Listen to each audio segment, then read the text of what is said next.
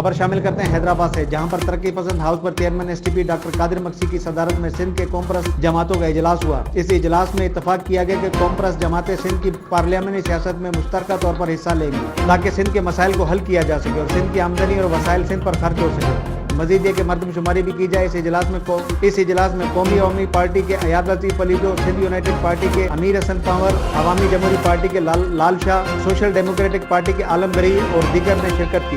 اس اجلاس میں مشترکہ فیصلہ کیا گیا کہ سندھی بولی کو قومی بولی کا درجہ دیا جائے اور آئندہ الیکشن میں تمام قوم پرست جماعتیں متحدہ ہو کر ایک پلیٹ فارم سے حصہ لیں۔ اس اتحاد کا نام اور جھنڈا بھی زیر بحث آیا، جس کا فیصلہ آئندہ اجلاس میں ہوگا۔ ڈاکٹر قادر مکسی نے 10 مئی کو دوبارہ اجلاس بلانے کی تاریخ بھی دے دی۔